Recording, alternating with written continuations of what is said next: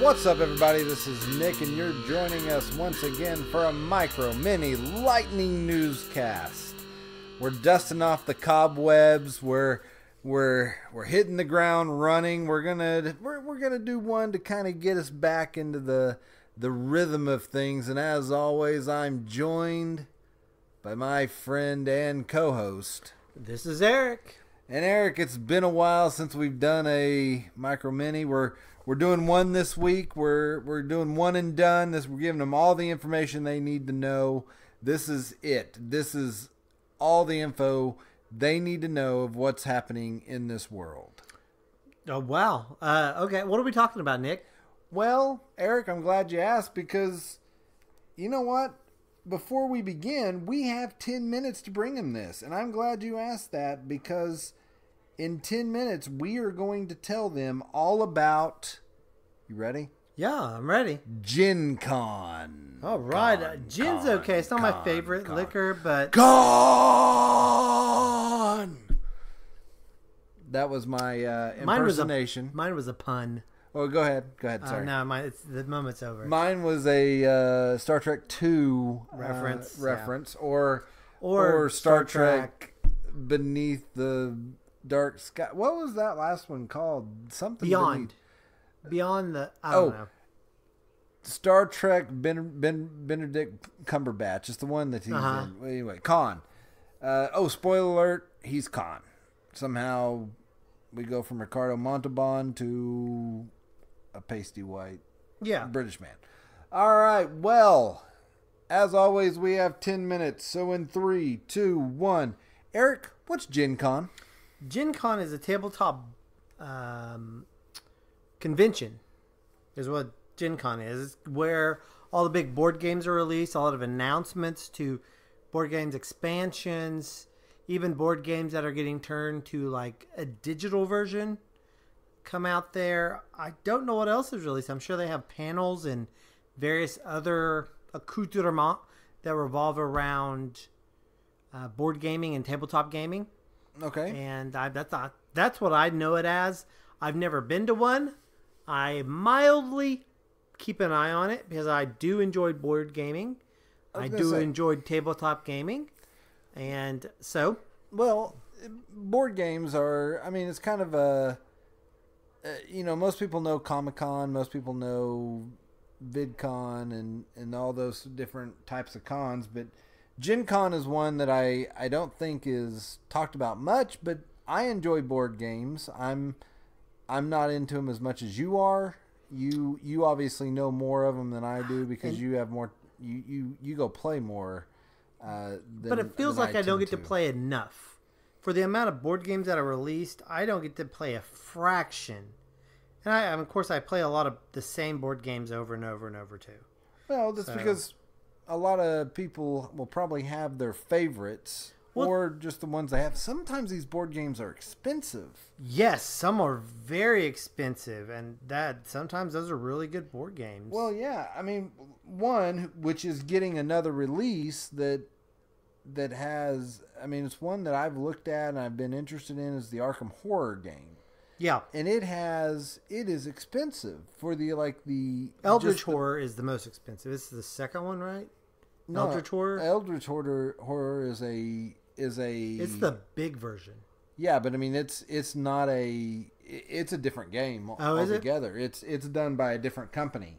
I heard that the third edition is a good balance. With someone saying between Eldritch Horror and previous Arkham Horrors. Well, that's just something I read as a comment. Not playing that very much. Well, and one of the things that's big about it is the shape of the board.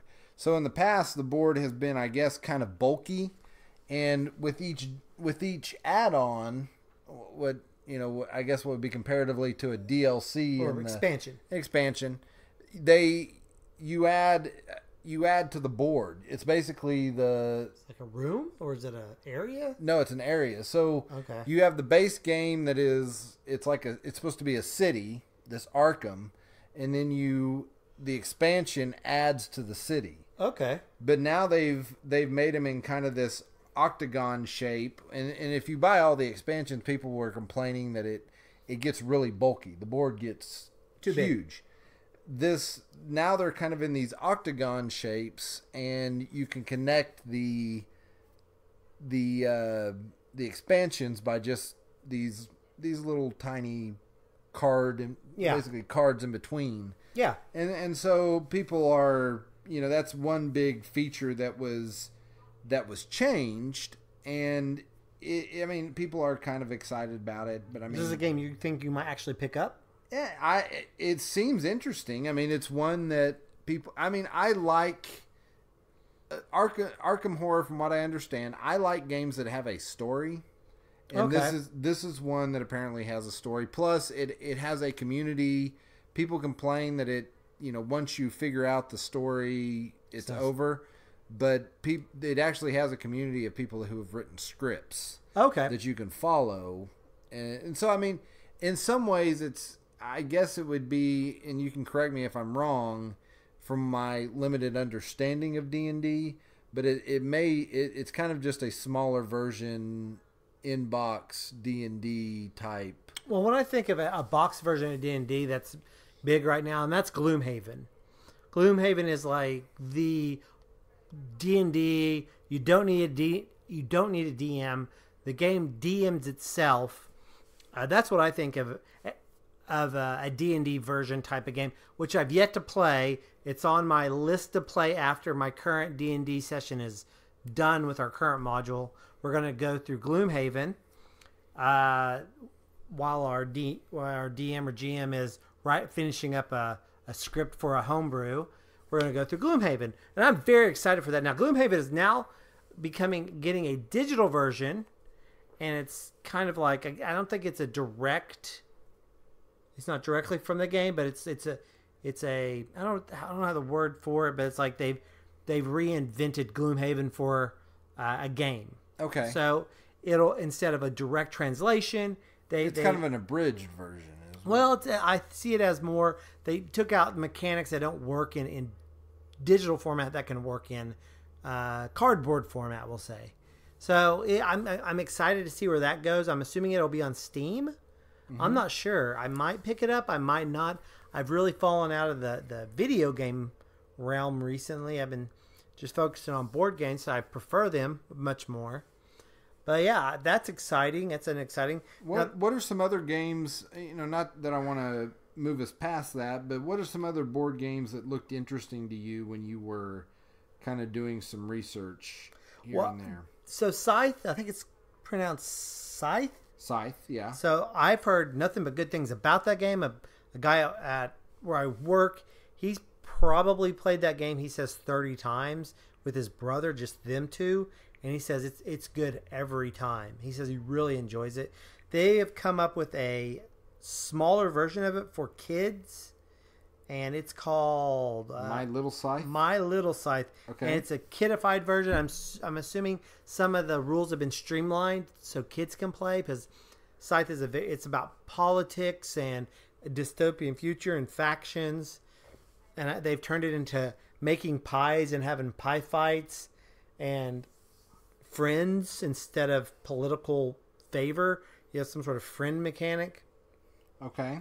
That sounds pretty cool. Some of the other hot ones I didn't really know as much. Now, we saw the one that was like a detective game. Yeah, the Detective and Modern Crime board game. Now, detective games have gotten really big. I saw a whole section not long ago of just detective games. Well, and once again, these are games that have a story, and people seem to like that sort of thing. The problem with a lot of detective games that I've read about is that they have a story that once you play through once, you know the guilty party, and you just paid $40 to $60 for single playthrough. Yeah, and this game sold out almost immediately. Wow. It sold out within like the first 2 hours. Can you see the developers real quick? Is that easy to see? Let's see. It is Mythos Tales. Okay, I'll have to look up some of their other stuff. Oh, I'm sorry. Titles. We're big fan. Oh, sorry. That's Mythos Tales, another game. No, I don't know who made this. I can look it up. I'm curious to see like why it was so ready to be eaten up. I know a lot of people who own board game companies go to these not board game companies, I'm sorry, who own like cafes, board game cafes, and they'll go buy up some games and have them out for people to play test at their own place to see if they kind of hit off or not, whether they're going to sell them in store. So I do apologize. It was Portal Games who made Portal it. Games. I'll have to look up that. That's a great name, obviously. But they also apparently it has an element to it that you have to Google. Ooh. Basically, it's like you're looking. I mean, it's not Google, but it's basically you're going to this website and you're looking up. It's like you're going into an actual police database. Oh wow, that's really cool. And so they have a fake site, and that's part of the game. You're looking up clues and all that kind of thing. That is ingenious. Now, I was talking about somebody, and this is kind of on that same level. There are a few games that use phone apps to assist the gameplay because some of it's very complicated, or it gives you a different perspective on the game. And so that just seems like a trend towards that. I'm surprised it won't be an app that goes along with it, so you don't have to like try to get on a website with your phone. I hope they have an app or a nice HTML5 version of their site. Well, and that I think that's what they're going for here. Now, you also noticed a game with some marbles in it. Yeah, it was called. Oh, what was the name of that thing? I want to say Dixit, but that's so not right. It's a completely different game. It's a single word. What is the name of that game? I see you scrolling over there. I'm trying to find it because I saw a picture of it a second ago. It's up higher than that list. I do apologize. Well, there was one called Forbidden Sky that looked interesting. This one's another one of those. I mean, they've put out a lot of these. A lot of these, I guess, forbidden games, these forbidden series like Forbidden Island and Yeah, I've heard of Forbidden Island. Forbidden Desert. They're all done by the same guy that designed the Pandemic game. Oh, wow, really? Yeah, but designers... What is that guy's name? Matt Leacock's Pandemic yeah. Light Forbidden series. Well, I'm sorry, it's not by the same people. Oh, okay. Well, I guess it is. No, I don't know. He's the one that's done all the Forbidden series. But anyway, so this game, the idea here is that your friends are trying to escape a platform in the sky in the middle of a lightning storm. As in previous game, each player takes on the role of a character with special abilities. In this entry, you're working together to build the platform out of tiles, completing circles on which you can place large and small capacitors and eventually build a platform for a plastic rocket ship. So basically, everyone's trying to work together to escape.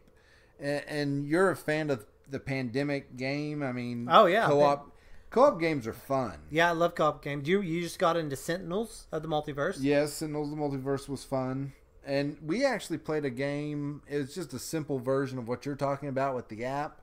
It was like it's called Unlock. There's a whole series of them, but it's like it's like a escape room type deal. Is it group? You can do it with more than one person. Oh, that's interesting. Casey and I, my wife, we did it with just ourselves. But you basically you have all these cards and you try to link them together I think I saw that game. I mean, it's a real simple game, and it was a fun little, just simple end of the night when we went to the board game place, end of the night game to just kind of clean up on. Yeah, I mean, it was just that's awesome. Kind of a fun game. I mean, there's a lot of cool games. Another one I saw was Batman the Animated Series, Gotham Under Siege. I wonder what the box art looks like on that. Does the box art look cool? The box art does look cool. I mean, it has the classic Batman the Animated Series look to it. I'd love to see the cards. The cards, you get to play as one of 5 characters: Robin, Batman, Catwoman, Batgirl, and I don't remember who the fifth person is. It may have been Commissioner Gordon. Well, it may have been. I don't remember. It may be that or Nightwing. I don't remember. But the basic idea is that you're working together. Villains are trying to blow up the city. Okay. And you actually have little stacked up stacked up things that are buildings. Okay. And if too many buildings get destroyed or there's too many casualties, then you lose the game. Yeah. And it's, I don't know, it sounds pretty interesting. One, for a nostalgia point of view. Definitely. I loved the animated series. That is the definitive Batman, in my opinion. When I think of Batman, that's the Batman I think of. It is. And, I mean, honestly, we could go for... and we have an entire show dedicated to that series. Well, and that's the thing is... 25th anniversary. Once again, the definitive 25th, And anniversaries. We could do a whole show on Gen Con, and someday we may do a whole pull up a chair on board games. But yeah, there's a lot of interesting games coming out there, and if you're not a board game, let me ask you this here real quick, Eric. If someone's not a board game fanatic, what would you say like a good entry level board game would be for someone that wanted to like look into it, pick it up? Well, it depends. Like if someone says, I love Monopoly, which most people who play board games regularly don't like. Settlers of Catan is a resource game that's got a monopoly feel to it. But I always try to start people off with small games like Sushi Go, Bang the Dice game, games that take 10 to 15 minutes to play versus half an hour to 2 hours. That's usually where I start people. A lot of people don't want to invest the amount of time in because they don't know the reward you're going to get. But once you teach someone, a fun game that takes 10 minutes, obviously Pandemic, if they're into non-competitive games where you're working together, Pandemic's a great game. So many people I played Pandemic with. I know a lot of people like Ticket to Ride. If you're into those kind, that's about a 2-hour game if you have a lot of people though. And if it's slow, they don't know like making decisions.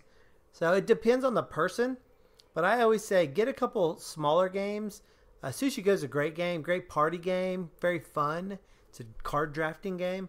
I like that. I play that with my 5-year-old can play that, and I play that with people in their 50s, and they all love it. It's such a fun game. That's what I say is just get a small game, play with some people you like. Because that's what really is great about board games. I can play a bad game, but if I play a bad game with people I like, I'm going to have fun. But if I play a decent game with people I like, I'm going to have so much fun. Well, and the great thing about board games, you can listen to podcasts while you do it. Yes, you can. But I want to point out another board game that looked interesting to me here, just from and I know we're going way over 10 minutes here, but just from a nostalgia point of view, there's actually a game that was introduced called a Choose Your Own Adventure board game. Oh, for the books. Yes. And this is the actual licensed Choose Your Own Adventure. It's called House of Danger. Apparently the guys on the article said it was a lot of fun. It's just kind of that. If you read those as a kid, he said it was kind of a nostalgia bomb. It's cheap for $25, but it was not bad. No, not bad at all. It was something that I just wanted to point out because I loved those stories as a kid. Me too. And playing as a team and a Choose Your Own Adventure sounds interesting to me. So it's a group game? Yeah, it is. You can play as a group or you can play solo too, but they played as a group, apparently. That's awesome. I love cooperative games, like you said. I think they're great. My favorite cooperative board tabletop game is D&D right now, but I am a big fan of those type of games because it's a great way to really learn how other people think and why they do certain things, especially when you give them a chance to make a decision that can affect you. In a good or bad way. So that's awesome. Gizmos. That's the marble game. Oh, that's the marble game? Yeah, I just had to find it. I couldn't think about it. Gizmos is the marble game, which is very interesting. Well, Eric, tell them about a decision that can only affect them in a good way. Well, tell them where they can find it. Best decision you can make in life, subjectively, is... Very subjective. to listen to more Pull Up a Chair podcasting. And you can do that all over the place. You can find us on YouTube, Facebook, Twitter, iTunes, every podcasting app. You can find us all over the place. So go find us and listen to all our stuff. Twitter, it's at Pull Up a Chair Pod. Everywhere else, it is Pull Up a Chair Podcast. And that is us. Come listen and enjoy. All right, we thank you for joining us once again for a Micro Mini Lightning Newscast, the news you can use. And we thank you, and we hope you have a safe day. You know what? Turn off the television, cozy up some friends, play yourself a board game this weekend, and listen to the Pull Up a Chair podcast. Have yourself a great day. Bye.